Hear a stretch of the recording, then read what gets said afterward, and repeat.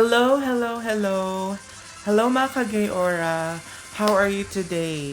Kahit nasan ka mang lupalop ng mundo, I wish you happy, good health, and good aura lang.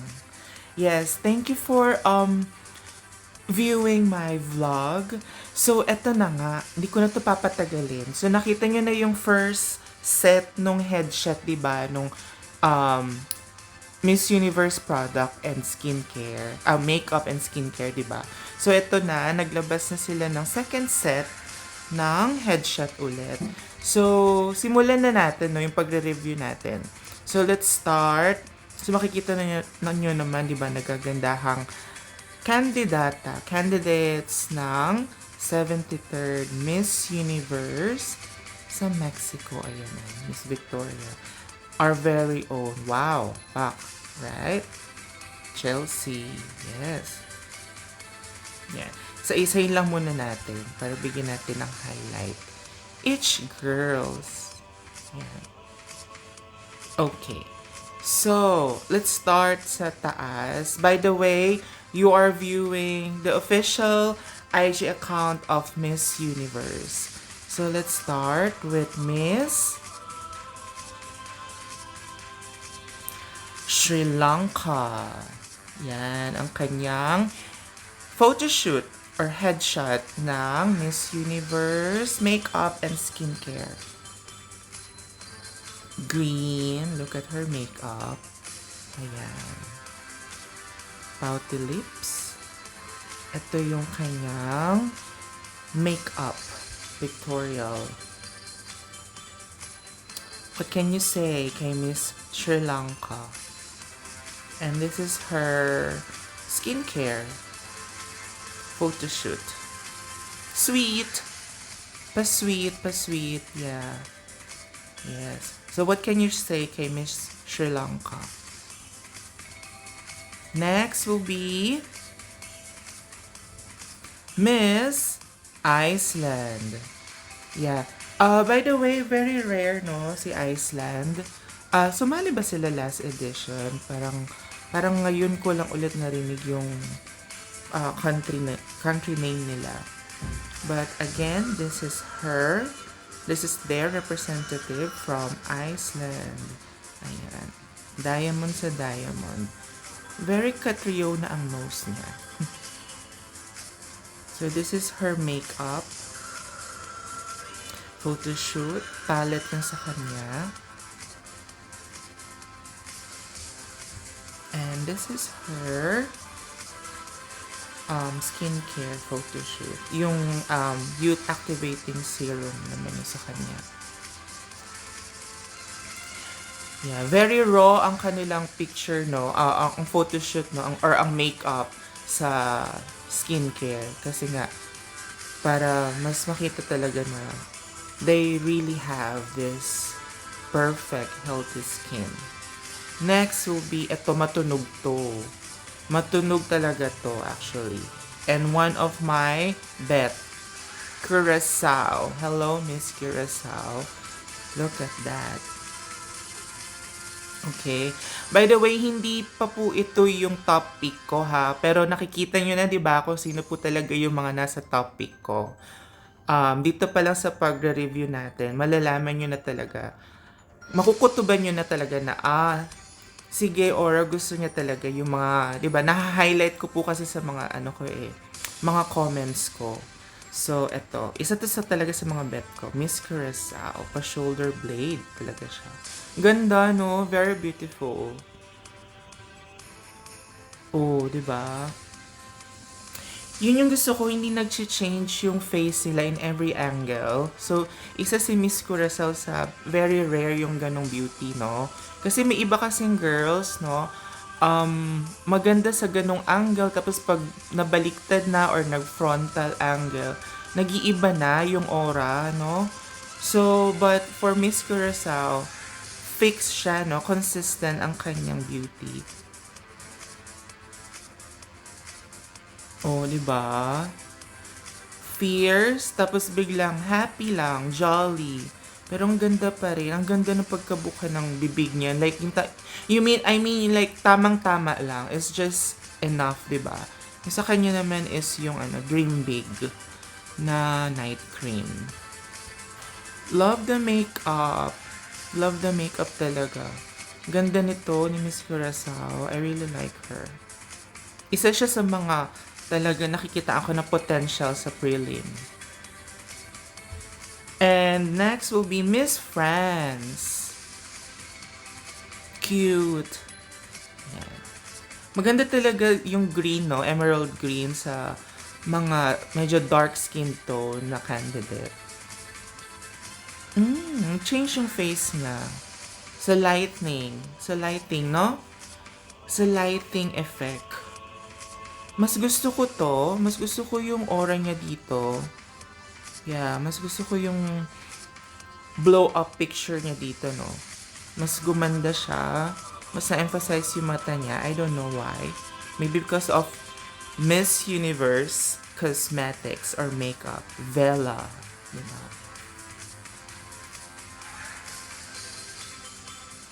See, from this shot, and then nag-change talaga. Total change siya sa kanyang skincare photoshoot. Yung sa kanya naman in the spotlight, yung SPF cream ng Miss Universe. See? So, totally changed, no? Totally changed talaga. Dito parang talaga siya, parang iba yung age niya dito. Then dito parang nag-change age siya ulit. So, but again, iba-iba po talaga ang beauty, di ba? Hindi naman lahat pare-pareho. So, may mga ganun talagang girls. Nag-change every angle. And next, madam na madam, si Miss. Hello, Miss Germany. Ayan. Ganda ng mata. I like her eye color. Super, super, super. See? Para siyang, para siyang, yung beauty niya pang vampire. Yung pang elegant villain. Yung ganun ng peg sa Disney princess. Diba? Admit it. Ang ganda. Very elegant. Very maleficent ang kanyang mata. Oh, I told you, Maleficent lang. Ganda. Very beautiful, rare. Parang, she look like an ice queen. Yun yung mga comment ko talaga sa kanya. Talaga, in a positive way ha. Gustong gusto ko yung ganitong color ng eyes. Very rare too eh. Very rare. So sa kanya naman yung Miss Universe lip gloss. With this gown, diba? Yung crystal, white pa talaga. At tapos blonde hair. Edi ice queen ang peg. Ato na, very natural yung ginawa sa kanya. I love it. Skincare nga naman, at least, diba? Ito, brightening toner, I think. Yeah. Very cute, very light, diba? Parang naging from the queen, diba? Tapos fresh lang. Naging si Elsa siya. Diba? Fresh.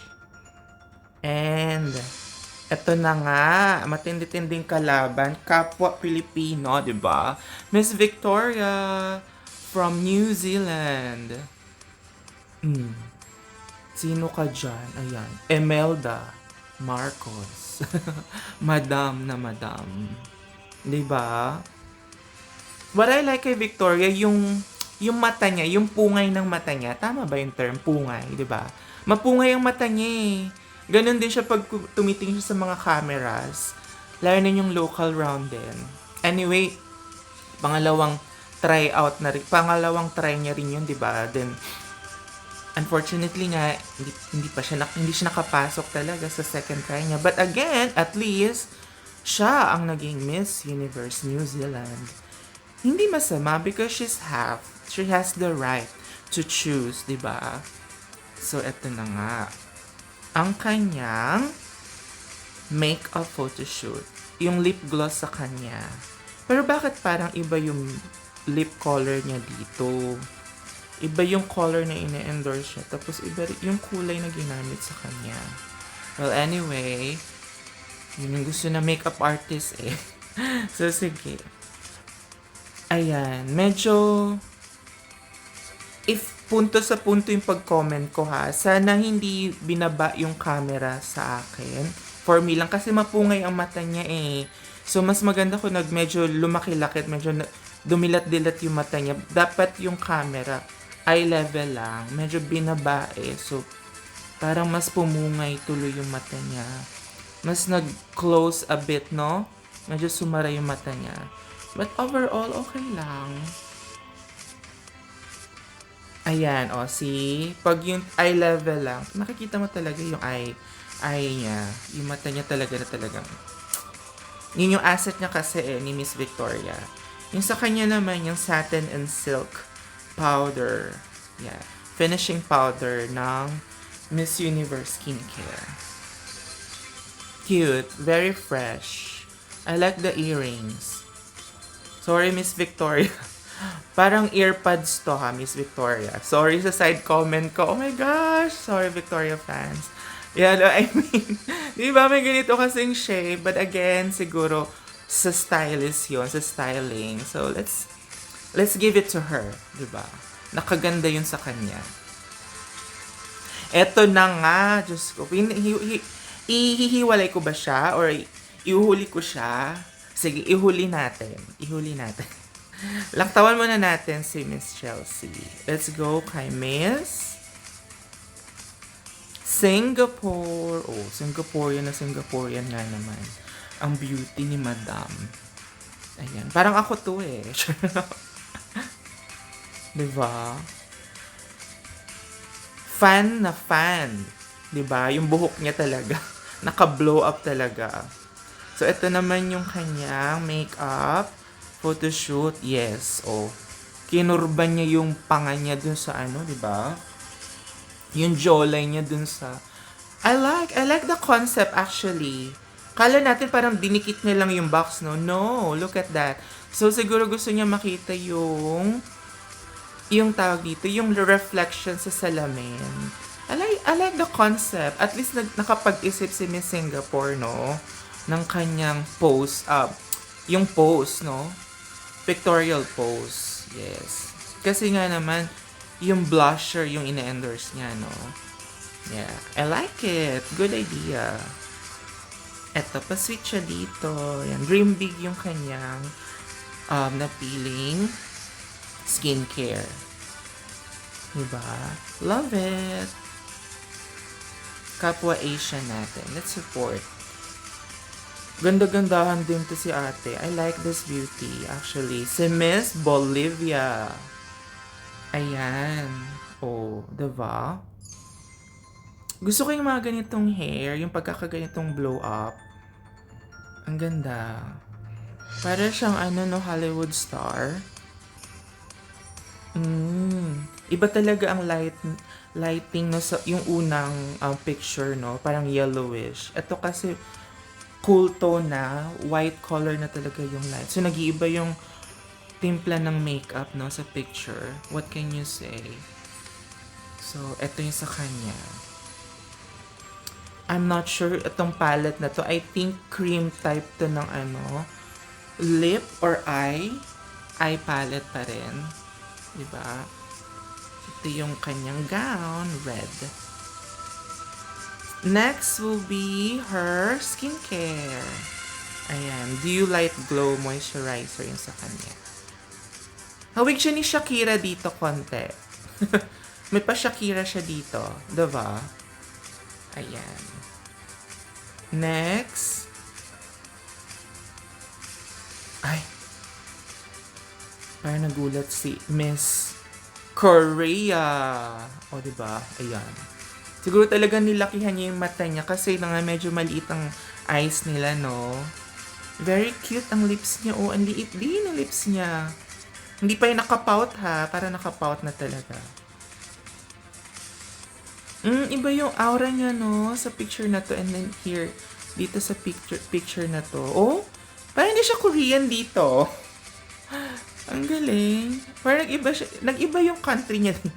Yeah, anyway, ito yung kanyang makeup photo shoot. So, what can you say? Mas bet niya tong picture na to or this one? Yeah. Nag-iba yung aura niya talaga sa second picture.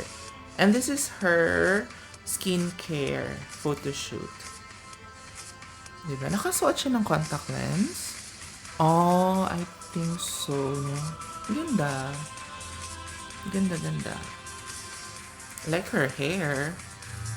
Next, very rare. See? One of the rarest beauty na sumali. Hello, Miss Botswana. Isa to sa mga, ay nako, isa to sa mga binabantayan ko. Yung mga ganitong beauty, please. Kabahan kayo. Kabahan tayo. Basta may mga tinatago yung mga ganitong aura. I like her, actually. One of my favorite. Oh. She's giving. Literal. Binibigay niya sa inyo yung lip gloss.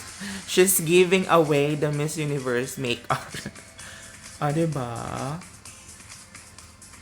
Perfect. Love the eye color, the blending. Ganda nung eyelashes. Rare beauty. Very rare beauty. I love it. Yes, natural beauty lang.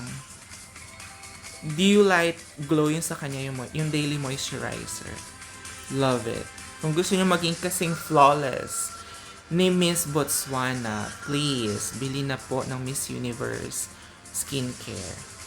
And second to the last, isa to sa mga bet ko ang face. Si Miss Puerto Rico. Very beautiful indeed. Beautiful, beautiful. Ang ganda. Very queen. Queenie ang beauty ni Miss Puerto Rico, no? Isa to sa mga mabibigat at matutunog na name. Diba? Sa mga top pick. Puerto Rico. Perfect smile. Although nakapikit siya. Pero baka yun yung napili niyang pose. So parang giggling type. Na parang, oops! Yay! I have my Miss Universe makeup. Get yours. Parang ganon. Giggle. Pag-giggle. Ayan. Sa pag-giggle niya, sakit ulo head pose ang kanyang sa skincare naman. Yung satin silk powder. Very, ang ganda ng kanyang skin, no? Very smooth. Very translucent ang kanyang skin. Love the hair. Ganda. Maganda. PC. Wait, may kamukha siya. Aminin nyo. Dayanara Torres. Right? Previous Miss Universe. Dayanara Torres. Dayanara Torres, Puerto Rico rin, di ba? Tama ba? Hawig niya. La. Baka. Ano yung ibig sabihin nito? May chance. And the very last. Pak Ganern. Pak Ganern. Miss Chelsea Manalo for sure. Hindi natin ibababa. From the Philippines. Green, emerald green ang pinasuot sa kanya. I love the accent of the earring. Ang gusto ko, what I like kay Chelsea, I don't know, basta, siguro sanay na talaga siya mag-model, no? Mag-pose. Alam niya yung kurba ng katawan niya, yung ulo niya kung saan niya ititilt or whatsoever, saan niya ililingon. Alam niya yung accessories. Alam niyo maganda siyang brand ambassador, no? Like lahat in-offer niya. The jewelries, the makeup, the damit, the gown. Perfect. Eto na. Ito yung mga rare beauty queens na hindi nag-change yung face, I mean yung beauty in every angle. See? Mas gumanda pa siya sa cool tone color na light. Ang ganda. Beyonce lang ang peg niya dito. Ang ganda. Yung palette sa kanya, no? I love her in emerald green. Pero sana mas shocking pa dito yung suotin niya sa prelim, either prelim or finals. Mas shocking long gown. Sana marinig to ng team niya na talagang maganda talaga siya. Dapat magpakita na siya ng balat. Sexy talaga dapat. Ayan, pa-sweet naman siya dito. Yung sa kanya is yung Rose Diamond Glow. Ayan. 'Di ba? Kung gusto niyo maging kasing glowy ni Miss Chelsea Manalo, please buy Miss Universe skincare products. For sure. Sa Miss Universe official account lang. Perfect teeth, perfect smile. Yung dimples talaga niya, alam niya yan na asset niya. Kaya dyan niya talaga pina-angle eh. Ikaw Chelsea ha, alam mo yan eh. So alam niya talaga na yun yung ano sa kanya, advantage niya talaga yun. Napakalalim niyang na pwede ka mag-swimming sa dimples niya, diba? Diba? So, that's all for now. So, this is the second set of headshot pictorial of the Miss Universe makeup and skin routine or skin care line.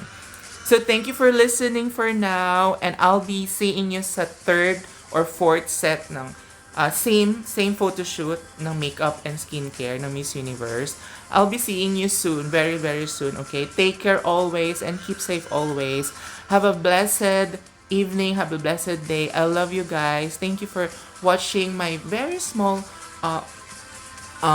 vlog, and I hope you click like and please subscribe, and I will really appreciate that. Thank you so much. I love you. Mwah.